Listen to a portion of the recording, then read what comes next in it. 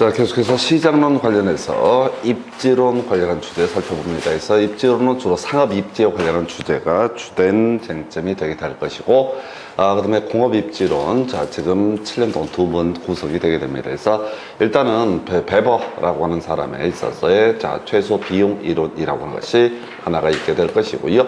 그 다음에 이제 래쉬라는 학자의 바로 최대 수요 이론이라고 하는 것이 있게 됩니다. 해서 이 베버에 있어서 최적의 공업 입지라고 하는 것은 전체 비용이 최소가 되는 지점이 최적의 공업 입지다라고 하는 것에서 공급자 입장에서 판단을 하는 개념이고요.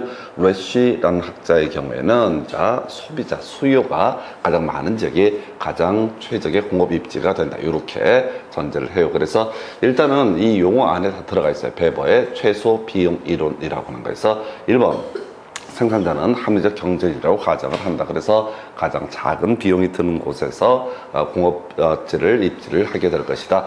2번 최소 비용으로 제품을 생산할 수 있는 것을 기업의 최적 입지점으로 본다. 3번 기업의 입지 요인에는 수송비, 인건비, 집적이익을 제시를 했다라고 되어 있고요.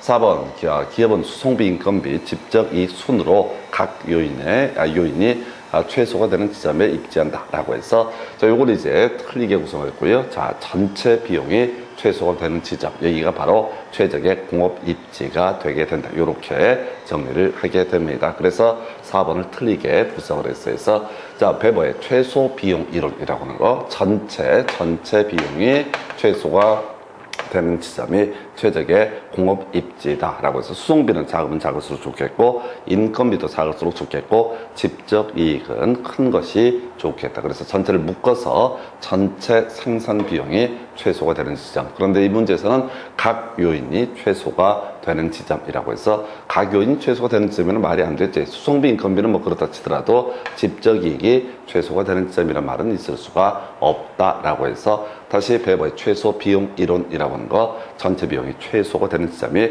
최적의 공업 입지가 되게 된다. 5번은 필요 없는 지문이에요. 그래서 이렇게 설명드렸고요.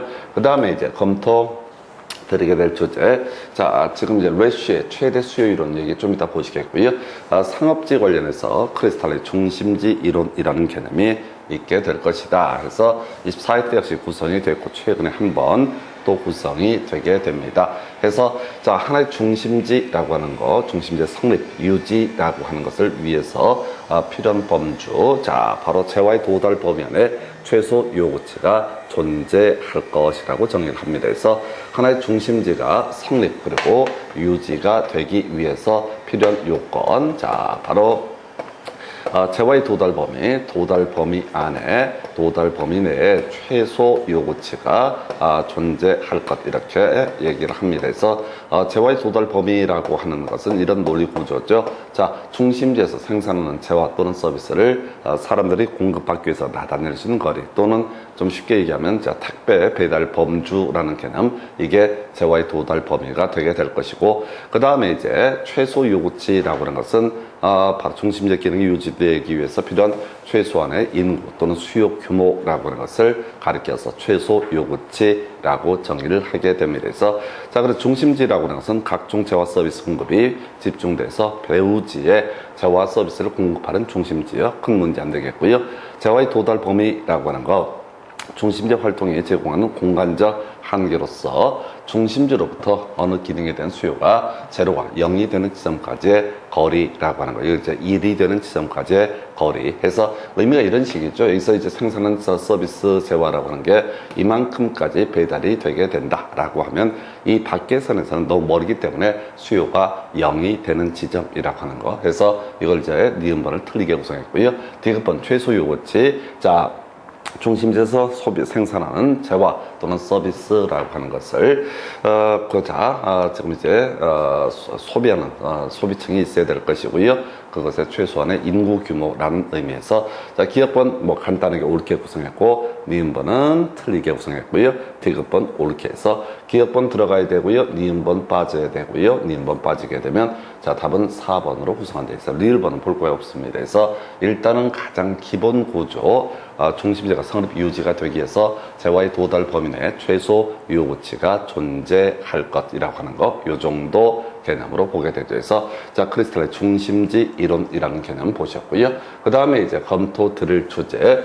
자, 바로 레일리의 소메일리의 법칙이라고 해서 레일리의 소메일리의 법칙하고요. 허프의 상권 분석 모형은 자, 보통 두 개 묶어서 매년 한 문제 구성되는 영역이 되게 됩니다. 해서 자, 레일리의 소메일리의 법칙이라고 하는 개념을 가지고 가게 되면 자, 어떤 자, 고객 유인력이라는 개념이 있게 되죠. 그래서 땡기는 힘이라고 하는 거. 해서 자, 거래 제곱에 반비례하고 인구수에 비례하게 된다라고 해서 이게 이제 기본 공식. 그래서 이렇게 계산 문제 요즘에 조금 출제빈도가 떨어지고 있는데 이 계산 문제를 풀어갈 때는 항상 이제 어떤 도시로 자, 유인되는 인구 규모라고 하는 것을 물어보게 되는데 그걸 보면 안 되고요. 무조건 고객 유인력이라는 것을 구해야 된다 해서 고객 유인력의 기본 공식 거래 제곱분의 인구 수라고 하는 거 이렇게 가게 되죠. 그래서 자, A 도시의 고객 유인력이라고 하는 거, 자, A 도시의 고객 유인력이라고 하는 것을 보게 되면은 자, 거리라고 하는 거, 거리의 제곱이 돼야 될 테겠죠. 그래서 C 도시라고 하는 것이 A 도시와 5km 떨어져 있다 해서 5의 제곱이 되게 될 테고, 자, A 도시의 인구 규모라고 하는 것은 5만 명 이렇게 얘기를 하게 됩니다. 그래서 이거 정리하면요, 2000이라는 것이 바로 고객 유인력, A 도시의 고객 유인력이 되게 된다. B 도시의 고객 유인력이라고 하는 것 똑같은 구조가 되게 됩니다. 거리의 제곱이라고 해서 지금 보니까 10의 제곱이 될 테고 인구수가 10만 명이라고 되어 있습니다. 자, 그러면 이제 고객 유인력은 1000이라는 값이 나오게 된다라고 할 것. 그래서 A 도시의 고객 유인력 2000이고요. B 도시의 고객 유인력 1000 이렇게 해서 토탈. 자, 요거 여기까지는 구해 가요. 그리고 나서 두 개를 다 더해야 돼. 2000 더하기 1000분의 라고 이렇게 돼야 되죠. 그래서 A 도시로 갈 확률이라고 하는 거, 확률이라고 하는 것은 A 도시로 갈 확률은 2000 더하기 1000분의 2000이라고 하는 거, B 도시로 갈 확률이라고 하는 것은 2000 더하기 1000분의 2000 더하기 1000분의 1000이라고 하는 거에서 3분의 2 하고요. 3분의 1이라고 하는 것이 나오게 되죠. 그래서 A 도시로 갈 확률 3분의 2, B 도시로 갈 확률 3분의 1 해서 C 도시의 인구 규모라고 하는 것을 보게 되면 3만 명입니다. 그래서 A 도시는 2만 명, 그 다음에 B 도시는 10,000명 해서 계산 문제 중에 제일 간단한 주제. 근데 이제 역시 항상 시간이 문제가 되게 될 테고 시간 문제를 해결하기 위해서는 먼저 고객 유인력을 구한다. 그래서 그걸 더해서 분모로 삼고 각각의 고객 유인력을 분자로 두게 되면 그게 각 도시를 방문할 확률이라는 개념이 되게 된다. 이렇게 그림 순서를 외우고 들어가야 돼. 우리 앞에서 자, 시장론 중에서 정보의 가치라는 개념을 가지고 계산문 29회 때 마지막 구성이 됐는데 꼭 이렇게 간다고 했어요. 일시불의 현재 가치 개수 먼저 구한 다음에 정보가 반영됐을 때 가치에다가 일시불의 현가 개수 곱해서 자, 바로 정보가 반영됐을 때 현재 가치라고 하는 거 구해내야 되고 정보가 반영되지 않았을 때 가치 확률의 문제로 계산을 한다라고 했었고요. 그리고 나서 거기다가 일시불의 현가 개수를 곱해서 두 개의 차이가 정보의 가치가 된다. 이런 식으로 하듯이 문제 자체를 외우고 들어가야 돼요. 이것도 이제 제일 간단한 주제인데 항상 A 도시나 B 도시 이렇게 각 도시로 방문할 확률이라는 것을 물어볼 때는 확률은 바로 구할 수 없고 먼저 고객 유인력을 구한 다음에 구해야 된다 해서 다 같은 문제 유형이 되게 됩니다. 그래서 가볼까요? 자, 레일리의 소멸력 법칙을 적용했을 때 괄호 안에 들어갈 숫자 옳은 건 다 같은 얘기가 되는 거죠. 그래서 다른 거 필요 없고요. A 도시의 고객 유인력, B 도시의 고객 유인력. 그래서 A 도시의 고객 유인력이라고 하는 것을 계산을 해볼까요? 해서 자, 인구가 1만 명이다 라고 이렇게 되어 있습니다. 그리고 A 도시와 C 도시 사이의 거리는 1km에서 1의 제곱이 되게 된다. 그래서 A 도시의 고객 유인력은 10,000이라는 값이 나오게 된다. 자, B 도시의 고객 유인력이라고 하는 것을 보게 되면은 거리라고 하는 게 2의 제곱이 되게 될 것이고요. 자, B 도시에 지금 이제 인구수가 5,000명 이렇게 되어 있습니다. 그러면 1250이라는 값이 나오게 된다. 그래서 A 도시 10,000, B 도시 1250. 숫자가 좀 이렇게 큰 차이가 있으니까 이상하게 느낄 수 있는데 단순하게 접근을 하실 것. 그래서 11,250분의 자, 10,000 되는 것을 가리켜서 A 도시의 고객 유인력, 그 다음 B 도시의 고객 유인력은 11,250분의 바로 1250이 되는 것이 바로 B 도시의 고객 유인력. 그래서 C 도시의 인구수를 보게 되면은 자 9,000명이라고 되어 있습니다. 그래서 그럼 8,000에 1,000이던가요? 그래서 이렇게 계산기를 통해서 문제를 풀어가게 됩니다.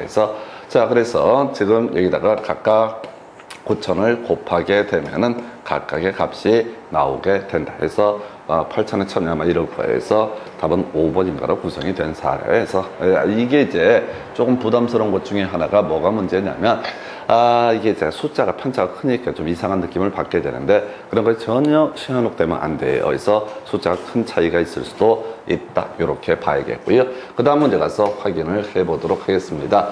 자, A도시, B도시 사이에 C도시가 위치한다 라고 되어 있어요. 그래서 A도시, B도시로 자, 구매활동에 유인되는 인구 규모에서 다 같은 패턴이죠. 다시 A도시의 고객 유인력이라고 하는 것을 구하게 된다. 그래서 A도시 고객 유인력이라고 하는 것을 보게 되면은 자, 거리 10의 제곱이 되게 될 테고 그러면 A도시의 인구수가 40만 명 이렇게 돼 있습니다. 40만 명 이렇게 돼 있어요. 그래서 요거 고객 유인력 계산하게 되면 4,000이라는 값이 나오게 된다. B도시의 고객 유인력 이라고 하는 것을 보게 되면 거리의 제곱, 5의 제곱이 되게 될 것이고요.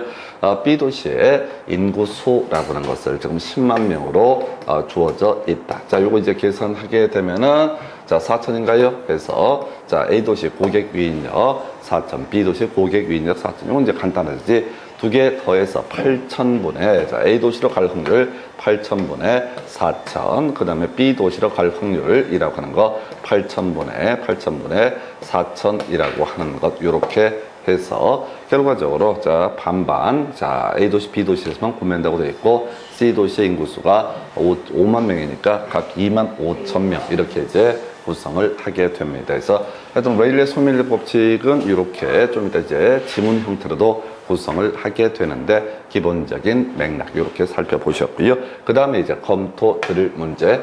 자, 허페 상권 분석 모형인가요? 해서 지금 이제 레일리의 소밀리 법칙이라고 하는 것은 새롭게 만들어진 신도시라고 하는 것이 두 개 도시 중 어디를 방문할 것인가 이런 확률을 따지는 거고 앞으로 나올 문제는 뻔합니다. 자, 지금 A도시, B도시, C도시 세 개의 도시 사이에 신도시 D가 등장했다. 이렇게 이제 개수를 늘리는 것들이 나오게 될 것이다. 자, 허페 상권 분석 모형이라고 하는 거 따로의 공식이 있는데 실제 문제 풀어갈 때는 그냥 똑같이 써버리면 되는 거죠. 그래서 거리 제곱분의 상점 규모 이런 식으로 해석을 하게 됩니다. 그래서 자, 할인점 A라고 하는 것의 고객 유인력이라고 하는 것을 보게 되면은 이렇게 되어 있습니다. 자, 거리 제곱해서 10의 제곱이 되게 될 것이고요. 할인점 규모 5,000 이렇게 주어져 있습니다. 그래서 이때 고객 유인력이라고 하는 것은 50이라는 값이 나오게 된다. 자, 그 다음에 B 할인점의 자 고객 유인력이라고 하는 것을 검토하게 되면 이런 식이죠. 거리라고 하는 것이 20의 제곱이 되게 될 것이고 이 규모가요. 지금 보니까 2만 제곱미터라고 이렇게 되어 있습니다. 자, 그래서 요거 이제 정리를 하게 되면 고객 유인력 자 20의 제곱이면 얼마예요? 400인가요? 400으로 나누게 되면 여기서 역시 고객 유인력은 50이라고 이렇게 본다. 그래서 자 이것도 이제 간단하죠. 지금 이제 A도시 자 A 할인점 B 할인점 반반. 그런데 여기 보니까 도시 인구수가 60%밖에 할인점을 이용하지 않는다라고 해서 30만 명에 60% 자 18만 명이 될 테고 그중에 반반이니까 A 할인점, B 할인점 각 9만 명이 방문을 할 확률이 있다. 이런 식으로 해석을 하게 됩니다. 그래서 자 여기서는 이제 약간 달라지는 부분이 자 이 할인점을 활용을 할 때는 전체 뭐죠? 전부가 다 활용을 하는 것은 아닐 수도 있다. 이런 식의 문제로 보게 됩니다. 그 다음에 이제 검토 드리게 될 주제는요. 이렇게 되어 있습니다. 허페 모형을 활용해서 X의 주민이 할인점 A를 방문할 확률 할인점 A의 월 추정 매출액에서 이것도 뭐 깊게 볼 것도 없어. 그냥 무조건 바로 유인력부터 계산을 해봐야 되죠. 할인점 A, B, C 해서 얘가 좀 어려워지는 거야. 그래서 지금 두 개 가게에 이렇게 가다가 이제 문제를 난이도를 올려서 28회 때 세 개 할인점. 그러나 전혀 신경 쓰지 마시고 할인점 A의 고객 유인력이라고 하는 것을 먼저 검토를 하게 된다.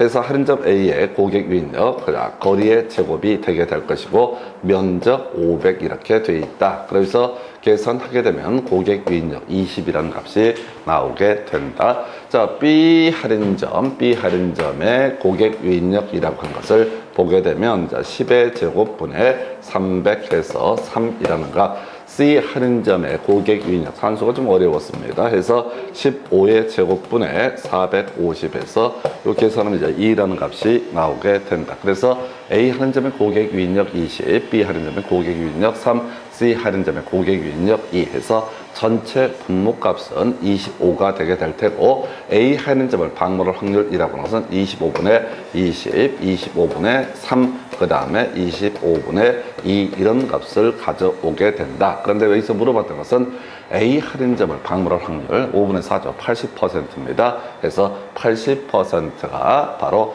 A 할인점을 방문할 것이다. 그 다음에 이제 그 다음 나오는 게 추정 매출액 간단해요. 할인점 1인당 지금 35만 원의 매출이 있게 된다. 그리고 전체 주민이 4,000명이 되게 된다. 4,000명 중에서 80% 3,200명이 자, 이 A 할인점을 방문할 테고 여기서 추정 매출액이라고 하는 게 월 35만 원 이렇게 이제 계산하면 산수가 나오게 됩니다. 그래서 이렇게 해서 약간 문제 유형을 바꿔봤어요. 그러나 저는 어찌 됐든 쫄지 말고 그저 검토하게 될 때 단순하게 가실 거예요. 그래서 제일 먼저 고객 유인력을 구한다. 이게 논의의 쟁점이 되게 된다라고 해서 그 정도까지고요. 그 다음에 이제 검토 드릴 주제는 이렇습니다. 해서 지금 허프 모형 등에 관한 설명 틀린 것을 고르셔서 30회 때 문제고요. 그동안 계산 문제 형태로만 계속 구성이 되다가 좀 특이한 문제가 구성이 됐습니다. 해서 자, 거리 마찰 계수라는 개념이 있었죠. 그래서 보통 이제 계산 문제 줄 때는 거리 마찰 계수는 2라고 전제를 한다. 이렇게 돼 있었는데 거리 마찰 계수의 개념이라고 하는 거 이런 식이죠. 자, 만약에 거리가 멀다 그러면 당연히 기본적으로 자, 멀리까지 가서 사지는 않을 것이다. 이걸 우리가 거리 마찰 계수가 크다 이런 식으로 논의를 하게 되는데 자, 일단은 지문 보면서 가볼까요? 중력 모형, 자, 레일리의 소멸력 법칙을 가리켜서 중력 모형이라고 부르게 됩니다. 이걸 활용해서 상권의 규모 또는 매장의 매출액을 추정할 수 있다. 그래서 아까 매장의 매출액 추정에 관한 쟁점 보셨고요. 자, 이때 거리 마찰 계수라고 하는 것은 시장의 교통 조건하고 쇼핑몰 물건의 특성에 따라서 달라지는 값이다 라고 해서 만약에 교통이 좋게 되면 좀 거리가 멀더라도 금방 나타낼 수가 있을 것이다. 그때는 거리 마찰 계수가 작아지게 된다. 자, 그 다음에 물건의 특성에 관한 부분 보게 될 텐데 자, 일단은 3번은 뭐 그렇다 치고 4번 교통 조건이 나쁘게 되면 거리 마찰 계수가 커지게 된다. 그 다음에 이제 상품 편의품점과 전문품점이라는 개념을 만들어내게 되는데 자, 편의품점이라고 하는 것은 담배 같은 겁니다. 생필품 이런 것들 얘기할 때고 전문품점은 뭐 대형 TV라든가 이런 것들을 의미하게 되겠죠. 인터넷 배송하는 건 제외하고 생각해야 돼요. 그래서 자, 이 전문품점이라고 전문품점의 경우 일상용품점보다 거리 마찰 계수가 작다 이렇게 가야 돼요. 그래서 자, 우리가 이제 생필품 구하러 5km 걸어가지 않습니다. 그런데 전문품점의 경우에는 뭐 100km가 넘는 거리도 갈 수가 있는 거죠. 그래서 상품의 특성을 기준으로 봤을 때 전문품점에 있어서는 일상용품점보다 거리 마찰 계수가 더 작다라고 할 거예요. 그래서 이렇게 지금 두 가지 개념을 가지고 보게 됩니다. 그래서 지금 이제 화폐 상권분석 모형이라고 하는 주제 가지고 보셨고 그동안 이제 계산 문제 쭉 내다가 거리 마찰 계수의 개념을 가지고 출제가 이루어졌다. 30회 때 그동안 내지 않았던 좀 독특했던 문제값이 되겠습니다. 다만 우리가 이제 보통의 계산 문제에서는 항상 거리 마찰 계수 2를 주기 때문에 이때는 어떻게 접근을 해야 된다. 그냥 단순하게 아까 레일리의 소멸력 법칙처럼 그렇게 계산을 해 가시면 되겠다. 그 정도로 살펴봅니다. 그래서 답은 5번 이렇게 구성을 했고요. 그 다음에 이제 검토 드릴 주제. 자, 괄호 안에 들어갈 이론 및 법칙 등이 올바르게 연결된 것은 해서 자, 두 개 도시의 상거래 흡입력이라고 하는 거, 유인력을 얘기하게 되는 거죠. 이것은 이제 인구에 비례하고 자, 거리의 제곱에 반비례하게 된다라고 해서 이걸 레일리의 소매 인력 법칙이라고 정의를 한다. 이게 이제 29회 때인가 구성될 때 바꿔서 얘기합니다. 그래서 거리 제곱에 비례하고 그다음에 두 도시 인구에 반비례한다. 이렇게 말장난하는 것들 정확하게 개념을 알고 있어야 돼서 자 고객 위인력이라는 기본 공식 거리의 제곱분의 인구수라고 하는 거 거리 제곱분의 인구수 이걸 문장으로 표현하면 인구수에 비례하고 거리의 제곱에 반비례한다라고 이렇게 봅니다. 두 번째 도시 내부 기능지기 침입 경쟁 천이 등의 과정을 거쳐서 점이지대 그러면 동심원 이론이라는 개념으로 바로 가야 되죠. 그래서 동심원 이론이라고 하는 거. 자, 동심원 이론 버제스라고 하는 거. 자, 소위 이제 튀넨의 고립국 연구라고 하는 그 내용을 활용을 한 거였죠. 그래서 하나의 도심이 존재하고 그 도심지로부터 외부로 나갈수록 어떻게 주거 형태가 구성이 되느냐 소득 형태에 따라서 그래서 중심 어무지고 바로 옆에는 가장 형편어려운 점이지대, 천이지대라는 것이 입지하게 된다. 키워드 점이, 천이 이런 표현 들어가면 바로 버제스의 동심원 이론. 도시 공간 구조가 교통망에 따라서 확장돼서 자 키워드 교통망 호이트의 선형 이론이라고 하는 것이 되게 될 것이고요. 자 도시 공간 구조는 하나의 중심이 아니라 몇 개 분리된 중심이 해서 다 핵심 이론에서 헤리스 울만이라는 사람이 주장을 했던 이론. 해서 자 25회 문제 전체를 다 묶어서 구성을 했던 사례. 답은 5번이고요. 그 다음 주제 가서 확인을 해보도록 하겠습니다. 자 이제 검토하게 될 것이 이렇게 되어 있습니다. 다음 이론에 관한 설명으로 틀린 것을 고르시오라고 해서 이게 이제 상당히 까다로웠죠. 1번 레일리는 두 개 중심지가 소비자에게 미치는 영향력의 크기라고 하는 것은 중심지의 크기에 반비례하고 거리의 제곱에 비례한다 해서 수익을 바꿔서 틀리게 구성이 됐습니다. 그래서 1번을 답으로 구성을 했었고요. 어려웠어요. 배버라고 하는 것. 자, 전체 비용이 어떻다 최소가 되는 지점이 최적의 공업 입지 이거에 대응해서 레쉬라고 나선 최대 수요 이론이라고 하는 것. 이래서 최적의 공업 입지가 뭐냐라고 했을 때 배버에게 있어서는 전체 비용이 최소가 되는 지점이 최적의 공업 입지가 되게 된다. 배버한테는 그런 것이고 레쉬라는 학자한테는 수요가 가장 큰 지역이 최적의 공업 입지가 되게 된다. 3번 컨버스 모르겠고요. 4번 커프는 자 소비자가 특정 점포를 이용할 확률이라고 하는 거. 자 거리라든가 그다음에 면적 그 외 점포 수가 3개일 때 2개일 때 달라지는 거죠. 그래서 경쟁 점포의 수 등에 따라서 이 방문할 확률이라는 것이 결정된다고 보았다. 그 다음에 이제 크리스탈의 중심지론 24회 때 나왔던 지문이죠.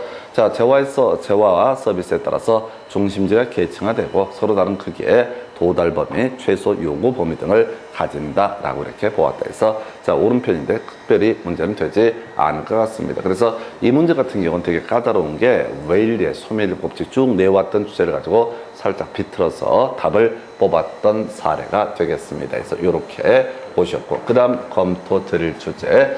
자 다음 이론에 관한 설명 중 옳은 것을 모두 고르시오. 30회점 난이도가 있게 나왔었죠. 그래서 호이트라고 하는 거 선형 이론이라고 하는 것이 되겠습니다. 그래서 호이트는 자 지금 교통이라고 하는 것이 키워드가 되겠죠. 그래서 요건 좀 쉽게 이제 구성을 했던 사례. 두 번째, 레쉬라고 하는 것, 최대 수요 이론에서 24회 때 배버의 최소 비용 이론이라는 주제가 나왔었고, 자, 그 다음에 아까 28회 때도 배버의 최소 비용 이론 관련한 개념이 나왔고요. 그거 피해서 내다 보니까 레쉬, 자, 수요 측면에서 기업은 시장 확대 가능성이 가장 높은 지점에 위치해야 한다고 보았다라고 해서 이걸 레쉬의 최대 수요 이론이라고 부르게 됩니다. 자, 그 다음에 이제 튀넨이라고 하는 학자, 위치 지대설이라고 해서 위치 튀네라고 이렇게 봤습니다. 그래서 튀네는 완전히 선절된 고립국을 가정해서 이곳에 작물 재배 활동은 생산비와 수송비를 반영해서